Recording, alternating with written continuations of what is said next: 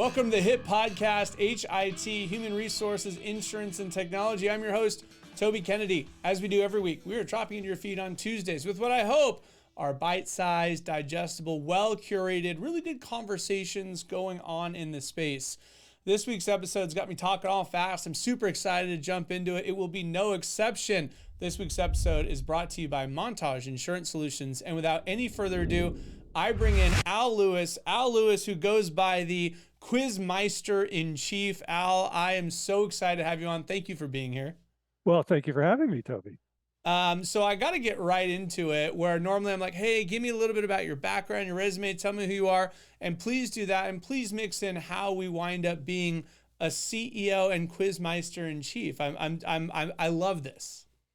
Well, I have been in the trivia business for years and the healthcare business for years. I wrote a best-selling trivia game about 30 years ago. It was on Jeopardy, the whole thing. So I always knew the trivia stuff. I was on Jeopardy once, and people ask me, "Did I win?"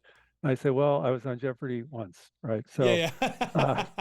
and then what happened is, long story short, I wrote an economics book that it didn't sell very well. Frankly, it only sold, to be honest, about 200 copies.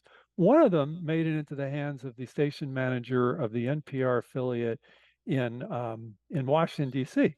And he said, this would make a great show. The way you've done this book would make a great show. We can't pay you, but if you come down, you host a few for free, we can get underwriting in the future, yada, yada, yada. So I go down. Now, I've never hosted a radio show before. I've been on it, but it's much easier to be on. Like what you're doing right now is hard. What I'm doing is easy, right? But you're hosting, you got all these dials, you got these, you got the producer going like this, you got to keep the guest, yada, yada, yada. So in any event, I did as best I could. So the producer says to me, okay, well, for your first episode, that was pretty good. You'll sound better after you get over your cold. Well, boy. Toby, this is the way I sound, right? Okay. So like it or not, this is the way I sound. So I panicked. I called back to my primary care doc, and I said, I've got this great gig, but they're going to fire me because somebody told me years ago I had a deviated septum, and I think that's making me sound hoarse. So in those days, you could get in to see a doctor easily. So she gets me a visit with an ENT, ear, nose, and throat guy, like literally as soon as I get back to Boston. So I go in, and she sticks a scope up my nostril and says, well, your deviated septum's the least of your problems. You got polyps. And I didn't know that polyps in your nose were a thing, so she says, well, we could do three different things. We could operate and remove them. We could put you on 3 weeks of antibiotics and Flonase, or we could just do Flonase. And oh, by the way, I'm going to need a CAT scan of your sinuses. So she's talking, mind you, 6 minutes. I'm not even in there 6 minutes. The whole visit is like 6 minutes. So I say, shouldn't we do the most conservative thing first? And she says, quote unquote, with exactly the right intonation, she says, well, you could. Yeah, only an idiot would, right? Yeah. And so then I say, well, I don't think this is bacterial, and 3 weeks seems like a long time to be on antibiotic. And she says, quote unquote, well, my patients get good results with the antibiotic. So I am so out of there at this point, Yeah. So I say, fine, just give me the Flonase for my hoarseness. I don't say that. I'm thinking that. So she writes me this prescription, and mind you, I live like 10 minutes from the doctor's office. When I get home, they've already called to schedule the CAT scan. Yeah. So the last thing I want is a CAT scan on my head, because these things are full of radiation, which they don't tell you, by the way. And so I just ignore it. Well, then they call back twice, and I'm thinking, if I don't actually cancel this thing, they're gonna bill me for it. So I call to cancel. So now I'm certainly not getting any surgery. So now I'm just doing the Flonase for my hoarseness. And so at one point, about a week later, or a few days later, I read the insert that comes with the Flonase. It says side effects can include hoarseness. Okay, so I'm thinking, it's like I just got like the most medical care thrown at me that I've ever gotten, and it's all wrong. And if this can happen to me, this can happen to anybody. So I put my trivia together with the healthcare and created Quizify. Dude, so when you're talking about my job being hard, I'm like, not really. I get to sit and listen to pretty awesome conversations that are unfolding incredibly naturally. So I really appreciate that level of background and detail, and frankly, humor and levity. And what I'll say for the audience is there's a variety of ways that I wind up keeping my ear to the ground, using what I think is my gift of discernment, and going out to find folks that make for good conversations. In our specific case, and this is speaking of quiz, I'm going to quiz you. Hopefully you remember this wasn't too long ago, but a couple weeks back, I saw you commenting on LinkedIn. And I didn't otherwise know you yet, but what I saw was a comment on a guy, Dr. Brooker's a great guy, and he posts a lot of content, super smart dude. So frankly, shout out there. And your comment I found just so interesting, right? And I would be curious to see if you kind of remember the conversation and can sort of unpack, not to quiz you, but kind of unpack what you said and what you meant. Okay. I'm number one, I'm very happy to do that. Number two, I comment on about half the things he puts up. So I think I'm going to have to ask you for more specific information on this. Well, actually, no. I think this is more interesting. What are some of the things that prompt you to comment then? Because maybe we can find a more interesting nugget than the one I stumbled across. What are some of the things that get you out of bed with respect to folks talking healthcare and things that you have pretty strong opinions about? Well, there are two things that really get my dander up, whatever dander is, it goes up. One is that people are just flocking to these weight loss drugs, and employers are writing checks for them.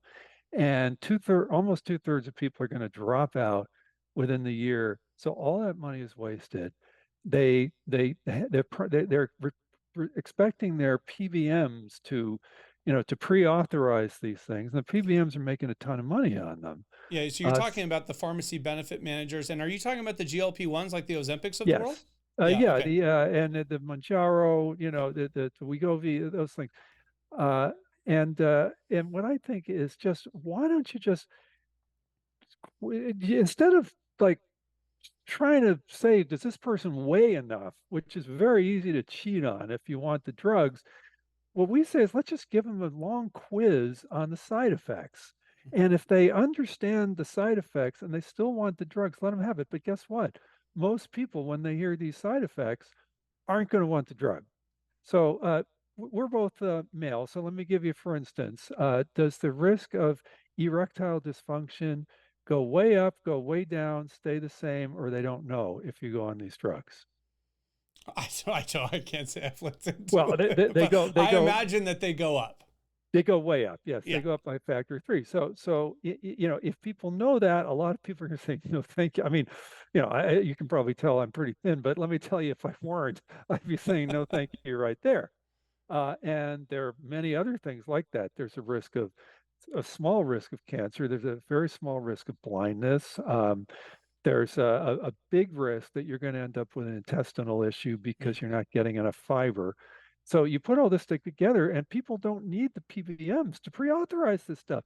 People will pre-authorize themselves. They'll go through this stuff. They'll learn. They'll say, no, thank you. So that's one of the things that gets my dander up. The other thing that gets my dander up is getting ridiculously overcharged in the emergency room. You're in California. California is like number 3, I think, in the country, behind Florida is number 1. And trust me, there is no list where Florida is number 1 where you say, I want to be more like Florida. Okay, send your comments to Al Lewis on LinkedIn.com. Right. So it's alquizify.com with 2 Z's if anyone wants to. There we go. We'll put a lower third on there too, so that people can my Floridians can send their ire in the right direction. They won't have ire. Trust me, if they're paying these bills, they're gonna. They might about the general comment, not about the ER, not about the ER, because we have created. And by the way, this isn't a sales pitch. Anybody can do this. We just have it all down to a science. Is you can actually, when you go to the ER, assuming you're conscious, instead of just signing everything they put in front of you, by federal law, you're allowed to write your own consent. You don't have to say, I agree to pay whatever they want to charge. And we've come up with what we call the prevent consent, where you write in that you're willing to pay, including insurance, 2 times Medicare for appropriate treatment, coded at the appropriate level. That reduces the ER bill in Florida, California, Texas, New Jersey, a bunch of high cost states by about 70 to 80%. Wow. And there's not a thing that the hospital can do about it. We've been doing this for years, and Who's every we? single Quizify.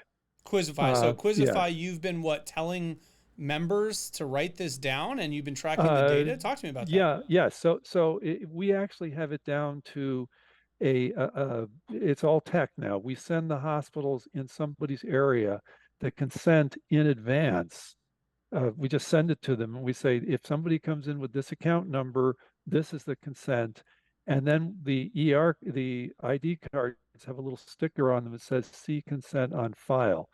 So the employee doesn't have to do anything. So we They should just have probably to back show up their and talk card. about what Quizify is in the first place. That's an excellent idea. Okay.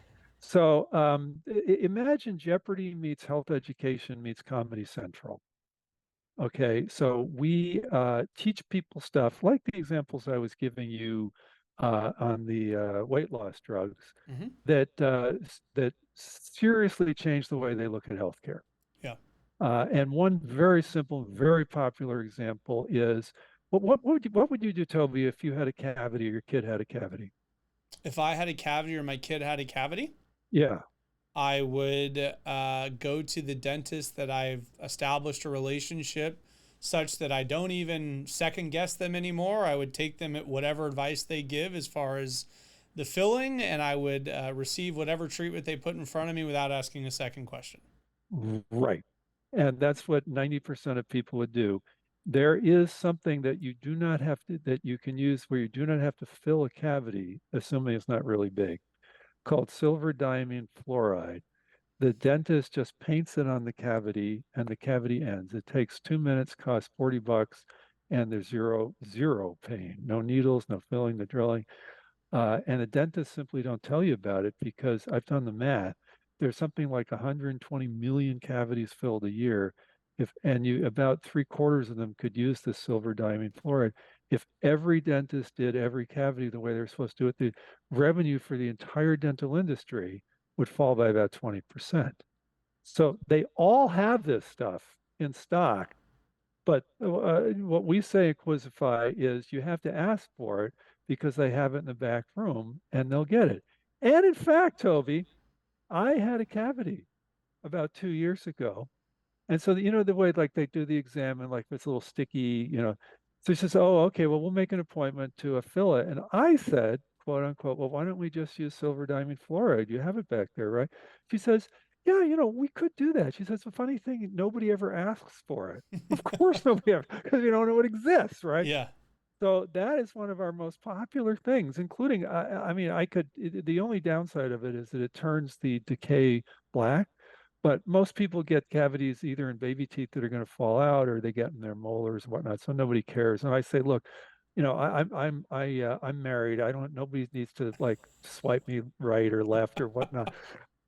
So if I knew you better, Toby, I'd open my mouth and I'd show you, Yeah. the little black Yeah. spot.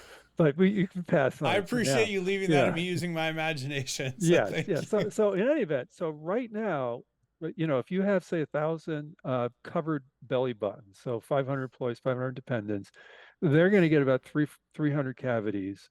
About 200 of them be filled this way. So you're going to have 200 very happy employees that are not spending your dental money on fillings they don't need.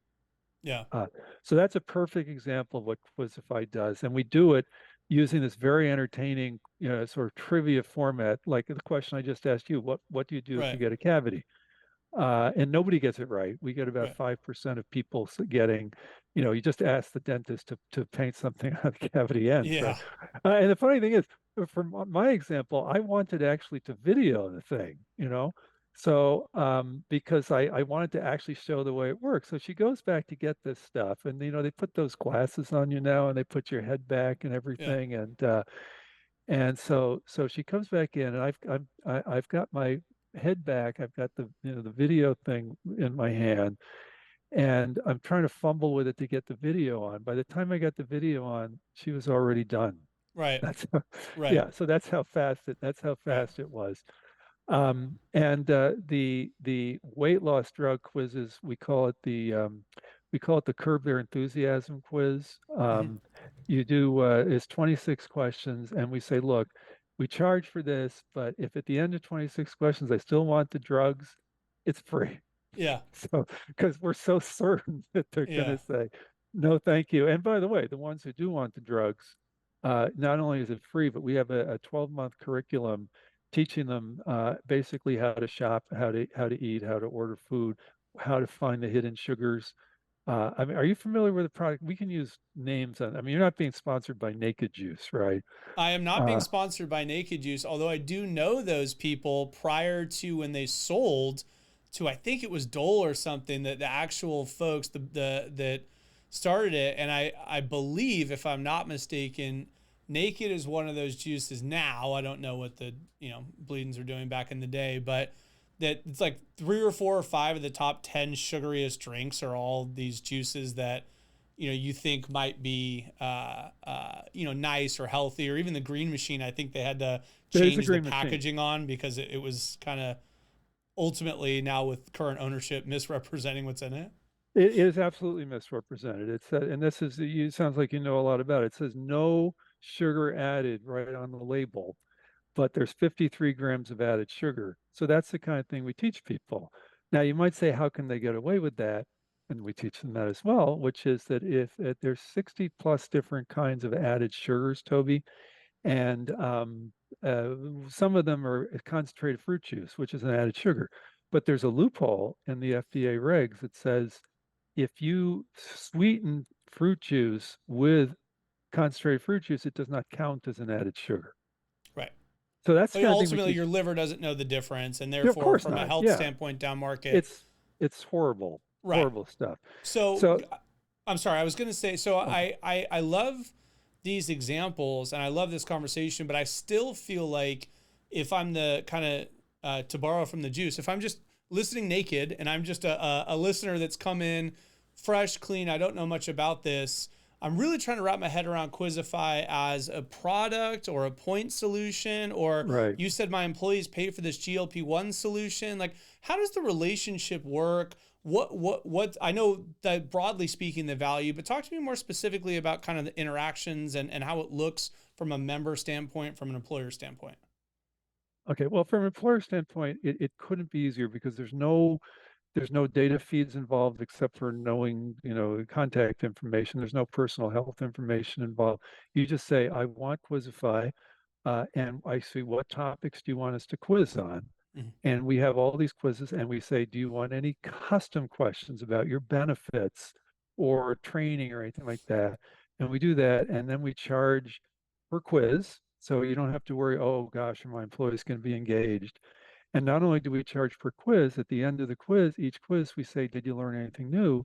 And if people don't say no, we didn't, we don't charge. Yeah, So you cannot miss on Quizify. It's ridiculously easy to implement, totally customizable, and you only pay for people who actually learn something. that's awesome. And obviously, what you're trying to do is lean on the fact that this kind of gamification, this trivia angle is truly helpful in imparting information. And if we take that reality of effective tool in imparting information and deploy it in a healthcare space, now all of a sudden, A, we're doing the right thing, we're making healthy bodies, but B, we might be making an impact to our overall claims nut. Yes. So a couple of things there. First, the beauty of doing it this way, as opposed to just sending out information, is we know who's playing, and people don't. If you're giving out incentives, you want to know who's playing. We know how they're doing. We report, both broadly and down to the level of the individual. So you know that people are learning, and especially if you've got new benefits in place, you want to know, have we communicated them well? Well, guess what? We can tell you. Now, to your other question about hitting the claims, the GLP-1, the weight loss drugs, it's your ROI is just completely immediate. I mean, if they don't start the drugs, you've saved a lot of money since most people are going to drop out anyway. If they do start the drugs, it hasn't cost you a penny. The other things are we have a set of claims like the dental claims, like CAT scans, a few other things where we know we're hitting people. Like as soon as people find out that CAT scans are full of radiation, they don't demand inappropriate ones anymore. Mm. In fact, not too long ago, my doctor said to me, I had, and once again, I would show you if I knew you better, but I got this deep vein thrombosis thing in my right leg from this. I think I had xylitol too much, which is an artificial sweetener. And by the way, yes, we have questions about that, and it interferes with your blood clotting. And I didn't. They hadn't discovered it 6 months ago when I got this thing. Ultimate frisbee players do not get DVT, and Hmm. yet I did because of the xylitol. So I look at Quizify, and we have this place where you can look this stuff up very easily. I might add, if you went online, it would say don't worry about it. But in Quizify, it says if one leg is swollen and not the other, that's a major issue. You got to see the doctor right away. So I basically insist on seeing the doctor right away, and getting the ultrasound. Sure enough, ahead, and this doctor says, "Well, we should do a CAT scan of your lungs in case you have a microembolism." But what Quizify teaches you is, number one, you don't rush into CAT scans because of all, especially in the middle of your body, because of all the radiation. And number two, anytime somebody proposes a test, you say, how would that change the treatment plan? That's what we teach. And she says, well, you're right. It would still be the same. It would still be the Eliquis. So I saved a CAT scan. And frankly, I've done that. I remember I did that with the sinus scan as well. Hmm. I mean, the particular practice that I go to, which ironically, I can tell you who it is. They're owned by Optum now. Mm. But I was on the board of it for a while. And the reason they put me on the board was because they read my article. I didn't mention it by name about all this care that got thrown at me. And they said, we can't be doing this. We're capitated. We lose money on this stuff. So one of the, it's a long answer, but the CAT scans are another thing that we easily Yeah. save money on. The ER visits, once we get this in place, we easily save money on those. And those are probably the big three where you get the cash on cash returns. So you've got employers out there that say, all right, I agree that quizzing and gamifying might help curb and shift behavior a little bit. I am interested, but I want to make sure I've got, I don't know, final approval or whatever. So do they get a look at everything before it rolls out to their employees and they get kind of editing rights and those sorts of things? Oh, yes, yes. We put them on a admin panel. They get it 2 weeks in advance. I would say a third of people. Sometimes I'll have to ask one of our account managers, "Hey, is so and so still a client? We never hear from them." Yeah. So they just let everything go. A third of people, want to just basically make this their own, and they're writing their own questions and they're changing ours, putting a lot of custom stuff. And the other third are in the middle, where 80% of the 10-question quiz every month, they'll just take off the shelf and they want two custom ones.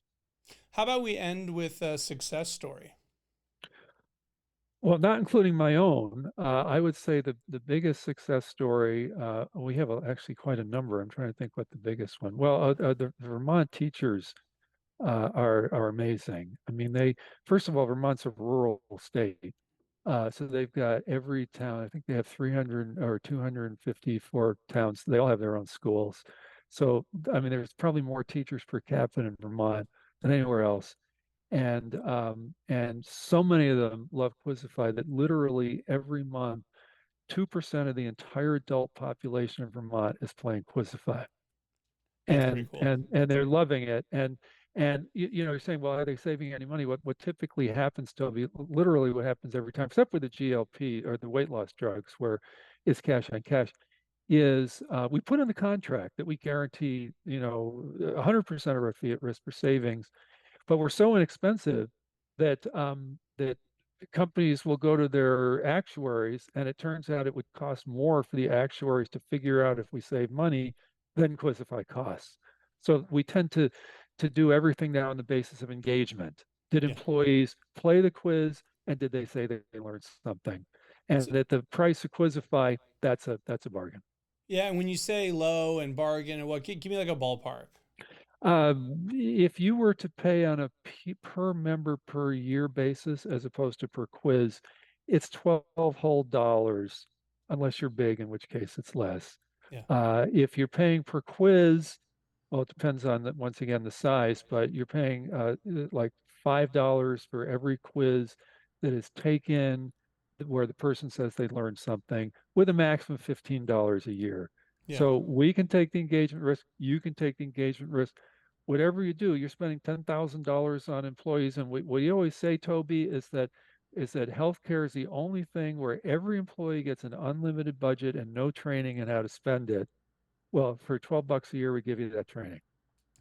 I appreciate that. I appreciate this conversation, and I think what you're doing is fun, man. I really, really am grateful to meet you. It is totally fun. I mean, Yeah. we do these things live. We Yeah. go to people's. We're the only vendor that if you go to a conference, we get paid to present. Everyone else pays to present because we do these lunchtime trivia contests. There is no vendor that's more fun than we are.